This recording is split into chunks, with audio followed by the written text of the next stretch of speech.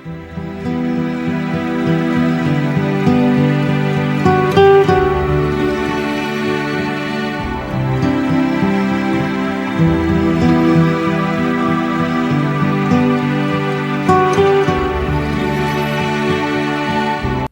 Evangelho, ou Boas Novas da Graça de Deus, é a designação da mensagem a ser proclamada nestes dias. O apóstolo Paulo afirmou isto em Atos capítulo 20, versículo 24. O Senhor Jesus, em sua vida, pregou as boas novas do reino de Deus, Lucas capítulo 8, versículo 1, enquanto ensinava e oferecia a vida eterna a qualquer um em Israel que o recebesse pela fé. No dia em que ele ressuscitou, o Senhor Jesus ressuscitou dentre os mortos, no entanto, ficou evidente que uma nova era havia começado a surgir neste mundo. Os tempos do Evangelho estavam próximos, pois ele comissionou seus discípulos, primeiro naquele dia, a pregar as boas novas da graça de Deus a todas as nações, começando em ou de Jerusalém. Lucas capítulo 24, versículos 46 e 47. Agora esta mensagem, uma boa nova para os homens ouvirem, não foi resultado de nenhuma reflexão tardia da parte de Deus. Sempre foi seu propósito que tal fosse proclamado, embora até depois da morte e ressurreição de seu filho, o tempo apropriado para isso não tivesse chegado. A ressurreição, um fato consumado, o tempo há muito aguardado por nosso Deus havia se aproximado e o Senhor, que havia sofrido até a morte de cruz, levado sobre ele o julgamento divino pelos pecadores, teve a alegria, podemos muito bem acreditar isto, de encarregar seus discípulos com o serviço de proclamar a qualquer um e a todos a notícia até então inéditas. Se desejamos então nos familiarizar com essa mensagem, aprender como ela foi pregada, devemos necessariamente consultar as páginas do Novo Testamento. O resultado disso provavelmente será que muitas passagens ou histórias do Antigo Testamento terão interesses para nós, ilustrando algo relacionados ao Evangelho, que se lido apenas como um capítulo da história, não vai destacar ali o Evangelho. Mas note que podemos encontrar,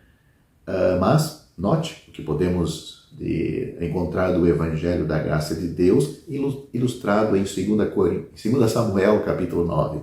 Davi havia atingido o apogeu de seu poder e glória. Ele trouxe a arca de Deus para Jerusalém. Ele também subjugou as nações ao seu redor e deu uma prova substancial disso, dedicando ao Senhor a prata e o ouro retirados daqueles a quem ele conquistou. Humanamente falando, nada faltou a Davi. De Edom ao Eufrates, ele governou supremo. Ninguém poderia resistir a ele.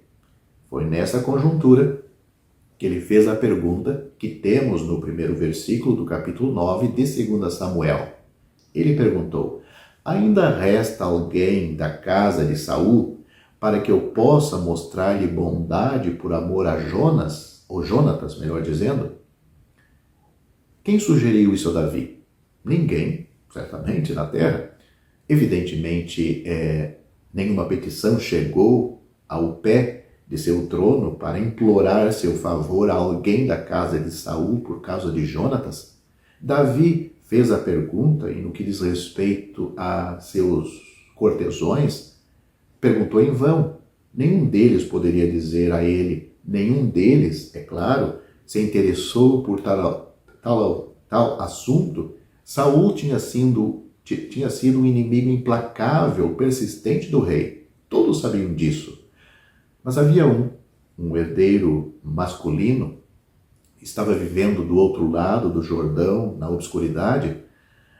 Mas por que alguém no tribunal deveria se interessar por tal pessoa? Essa pergunta, então, humanamente falando, teve sua origem no coração de Davi, pois, embora no auge de sua glória, ele não havia esquecido o vínculo que subsistira entre Jonas e ele, quando Jonatas era vivo. O tempo não apagou a lembrança disso. Anos, de fato, se passaram desde a morte de Jonatas, pois a criança de 5 anos, daqueles dias, de 2 Samuel capítulo 4, versículo 4, havia crescido até a idade adulta, e ele já era pai, 2 Samuel capítulo 9, versículo 12, mas Jonatas ainda vivia no coração do rei. Disse a todos na corte que, embora os feitos de Jonas talvez não fossem os mais comentados, ele queria fazer bem ao filho dele. Se essa pergunta de Davi tivesse recebido uma resposta negativa, as entranhas de seu coração deveriam ter sido fechadas. Ele desejava tentar agir na graça, mas não encontrar ninguém que seja um sujeito adequado para isto, que poderia fazer? Quem deve responder à pergunta como Davi desejava que fosse respondida? Foi encontrado o homem, Ziba, servo da casa de Saul, que poderia dizer ao rei o que ele queria. Evidentemente, não era um capricho passageiro, não foi um impulso momentâneo que o influenciou. Ele estava falando sério, ele estava desejoso de mostrar bondade, se o objeto adequado pudesse ser descoberto. Ziba foi, portanto, chamado, e a pergunta foi feita a ele pelo rei. Em tal negócio, Davi não delegaria esta comissão a ninguém, ele próprio faria a pergunta e receberia a resposta diretamente da boca de Ziba. Deve ter sido um momento de solenidade quando Ziba começou a responder: Jonatas ainda tem um filho que é coxo de ambos os pés. Jonatas ainda tem um filho. Um assunto adequado para o favor do rei poderia ser encontrado agora. Havia mas apenas. Uma pessoa procurada deve ser alguém na casa de Saul, da raça de Jonatas. Ninguém que não correspondesse a essa descrição poderia compartilhar do favor contemplado pelo rei, pois o indivíduo deve atender aos requisitos estabelecidos por aquele que estava no trono. Podemos ler tal história e observar suas características marcantes sem nos lembrar de Deus e na graça da qual os homens podem compartilhar.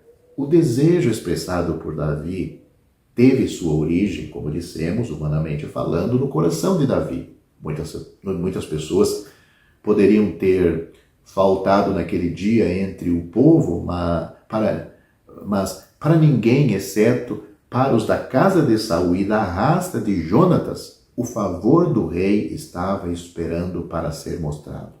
Pobreza, tristeza, sofrimento, talvez alguns possam ter alegado, mas tudo isto por si só não teria qualificado os súditos para compartilhar o favor especial do rei. Somente para aqueles de uma certa raça, a oferta da graça deveria ser estendida. Neste caso, apenas foi qualificado para ser um destinatário do mesmo.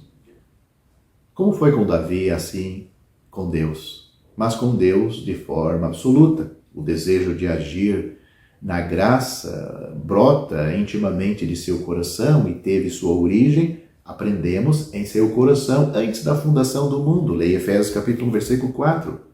Assim como aconteceu com o filho de Jonatas, assim conosco. O favor a ser demonstrado é reservado para uma certa raça, uma família especial, pois a descendência de Adão não é a única família existente no universo. Leia Efésios capítulo 3, versículo 15. A ninguém, porém, senão aos da raça de Adão, Deus se ofereceu para mostrar graça. Podemos traçar a comparação, devemos também marcar a diferença. Apenas uma pessoa foi considerada um objeto adequado para o favor do rei Davi. Mas a graça de Deus, milhares e dezenas de milhares foram encontrados como objetos apropriados do favor divino. Ninguém fora da linha direta de Jonatas foi procurado por Davi. A todos os da raça de Adão, Deus oferece graça mais completa, salvação abundante. A quem tem sede darei, são as palavras daquele que está sentado no trono, da fonte da água da vida de graça. Apocalipse capítulo 21, versículo 6. Jonatas ainda tem um filho. Que palavras para os ouvidos de Davi, para o coração de Davi. Seu desejo poderia ser satisfeito agindo com graça para com aquele filho que ainda estava em total ignorância do pensamento do rei ou do desejo do rei. Bem-aventurado, de fato, foi aquele que naquele dia respondeu à classe que Davi havia descrito. Para ele havia reservado o que provavelmente ninguém na terra, além de Davi, jamais havia suposto. Jonatas ainda tem um filho, apenas um. Graças a Deus, como dissemos, não é apenas um dos filhos dos homens que corresponde à descrição daqueles que podem ser súditos da graça divina salvadora, mas para quem a graça é oferecida e o que são tais. Os perdidos e mortos, Lucas capítulo 15, versículo 24, tal é a descrição que nos foi dada por aquele que veio buscar e salvar o perdido, Lucas capítulo 19, versículo 10. Para quantos corresponde isto? Toda a raça de Adão. Nenhum de seus descendentes é encontrado moralmente, por natureza, em qualquer outra classe. A tal raça é oferecido a participação no favor divino. Sobre tais, perdidos e mortos, Deus pode conceder a eles a vida eterna e livramento. Davi foi sincero quando anunciou de Ziba, quando o anúncio de Ziba foi feito. Agora, que utilidade poderia ter tal pessoa para o rei? Ele não podia lutar suas batalhas, ele não podia esperar muito dele, ele não poderia ministrar a ele, ele era coxo de ambos os pés. Isto falava da sua incapacidade e desamparo. Certamente ele não havia feito nada para merecer o favor do rei, pois até aquele momento Davi não sabia de sua existência em vida. Ele não pôde realizar nenhum ato de bravura para merecê-lo, pois era coxo, e quão coxo sua história subsequente revela. Pois quando Davi fugiu de Absalão, Mefibosete, que era este homem, filho de Jonatas, desejou seguir em sua companhia, mas não pôde. De que utilidade, então, ele poderia ser para Davi? Melhor deixá-lo. Alguns poderiam ter dito na obscuridade. E que utilidade ele poderia ser? Dos maiores, ele era a pessoa certa para Davi naquele momento. É verdade que ele não poderia fazer nada para ganhar o favor do rei. Sua conexão com Jonatas o marcou como alguém adequado para isto, e seu estado vil o tornou ainda mais adequado para isto. Ele poderia ser de grande utilidade, pois poderia ser uma prova para todo Israel da graça no coração do rei. Quão desejoso estava o rei de mostrar bondade por causa de Jonatas. Ainda não mais disposto, não mais desejoso de conhecer o favor que ele desejava do que Deus está agindo em graça para conosco, pois ele enviou seu Filho para ser o Salvador do mundo. Ele deu seu Filho unigênito. Ele o enviou para morrer na cruz. Voluntariamente o Filho veio. Profeticamente Jesus disse: deleito-me em fazer a tua vontade, ó meu Deus. São as tuas palavras que nos falam disto. Salmo capítulo 40, versículo 8. Para os perdidos, para os mortos, ele veio. O que eles fizeram para merecer tanto amor? Nada. Como perdido, fala da atividade de sua vontade. Como uma ovelha que vaga errante. Como morto, fala da condição da alma. Em tal estado não poderíamos servir a Deus. O que uma pessoa morta pode fazer? Que boas obras uma alma morta pode produzir? De que utilidade isso pode ter para Deus? Ouçamos a resposta divina a essas perguntas.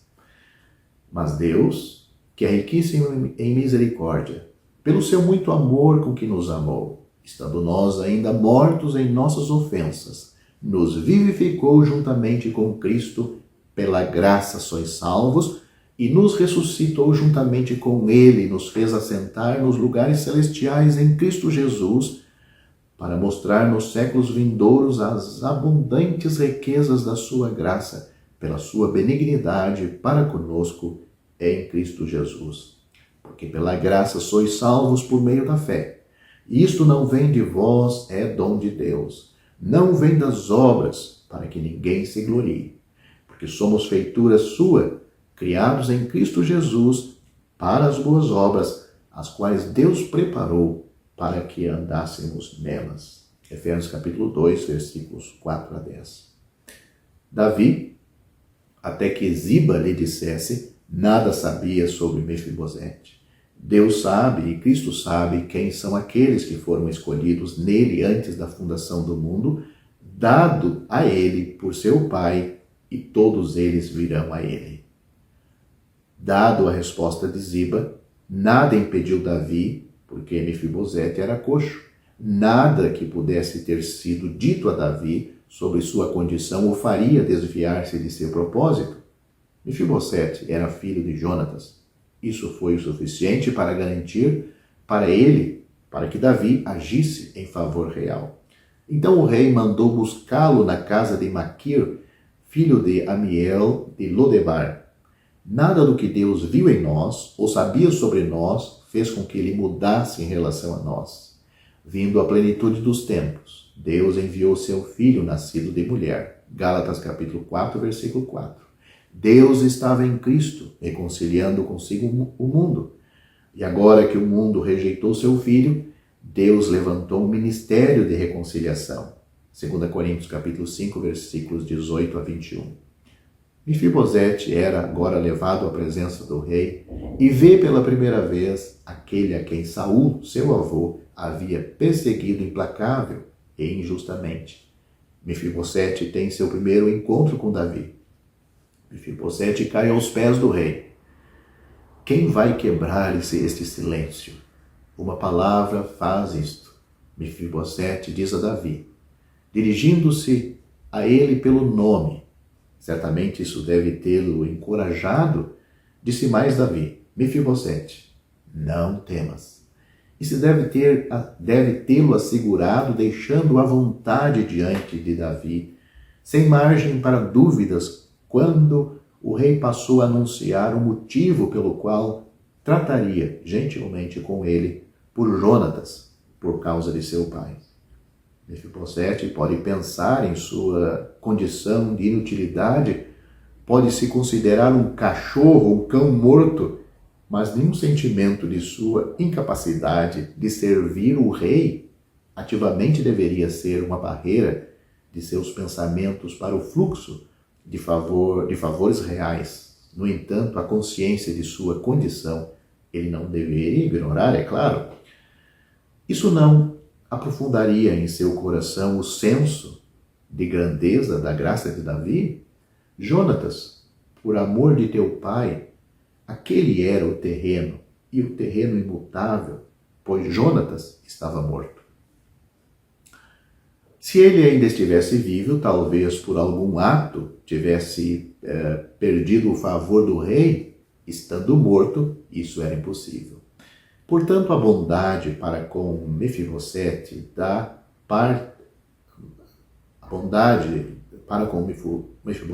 parte do rei foi assegurado a ele se ele a recebesse. Como Deus age conosco, mostrando bondade para com aqueles que não pode reivindicá-la. Assim foi com Mefibosete. Mas somos pior, pois somos aqueles a quem merecia um julgamento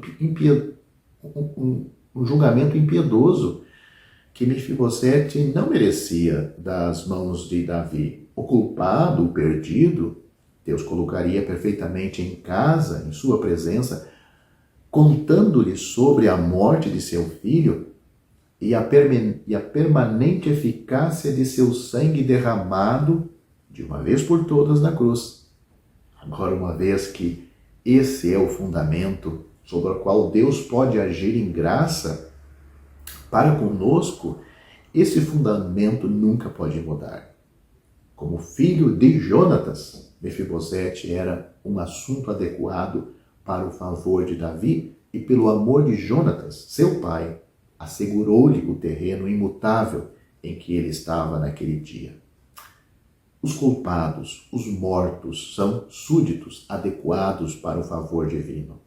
E a morte de Cristo, de uma vez por todas, na cruz, é o terreno imutável em que permanecemos justificados por seu sangue. O que o pecador tem que fazer para tomar posse disto? Receber. Como Mefibosete fez naquele dia, ele teve que receber. Quantos dos que me ouvem agora compartilham desta graça?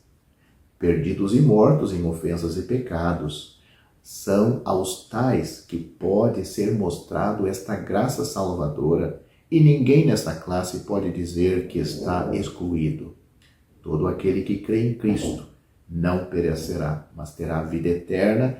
É isto que é afirmado em João capítulo 3, versículo 16. Mefibosete estava diante do rei, em cuja presença ele nunca havia estado antes. De agora em diante, ele sempre estaria diante dele. Assim, privilegiado pelo rei, quem poderia negar-lhe esse favor? Davi havia concedido. Quem poderia anulá-lo? Mas, mais do que isto, ele havia jurado a Jonatas que não anularia sua bondade para com a sua semente. Esse juramento foi cumprido, e muito mais do que havia jurado, ele fez. Mefibosete teve uma herança e um lugar sempre à mesa de Davi.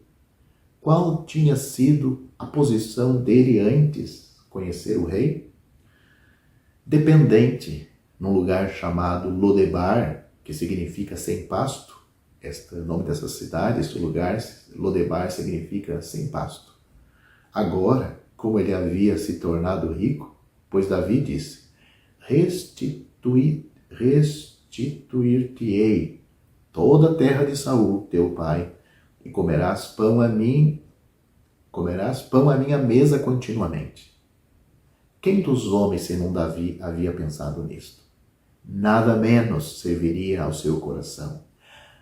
A herança, o favor, não foi medido pelos desertos de Mefibosete, nem por seus desejos, mas apenas pelo próprio rei. Indigno, é claro, ele deveria comer pão na mesa do rei como um dos filhos do rei. Este foi um favor imerecido, não solicitado, impensado pelo destinatário. Ele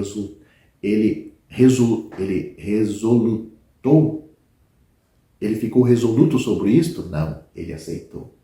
Davi poderia fazer muito, mas o nosso Deus pode fazer muito mais. Deus nos convida para aceitar o seu Filho. A Bíblia diz: quem crê no Filho tem a vida eterna. Deus faz muito mais, muito além do que pensamos, muito além do que está nos pensamentos dos homens. Somos seus filhos quando cremos no Senhor Jesus Cristo. Somos seus filhos e filhas, e somos filhos, e se somos filhos, então somos herdeiros de Deus e co-herdeiros com Cristo. É isto que afirma Romanos capítulo 8, versículo 17. Quão interessante é esta história quando lida à luz do Evangelho. O apóstolo Paulo, escrevendo a Tito, lhe disse: porque também nós éramos, noutro tempo, insensatos, desobedientes, extraviados, servindo a várias concupiscências e deleites, vivendo em malícia e inveja, odiosos e odiando-nos uns aos outros. Mas quando apareceu a benignidade e o amor de Deus, nosso Salvador, para com os homens, não pelas obras de justiça que houvéssemos feito, mas segundo a sua misericórdia nos salvou, pela lavagem da regeneração e da renovação do Espírito Santo, que abundantemente Ele derramou sobre nós, por Jesus Cristo, nosso Salvador. Para que, sendo justificado pela sua graça, sejamos feitos herdeiros, segundo a esperança da vida eterna. Tito capítulo 3, do versículo 3 ao 7.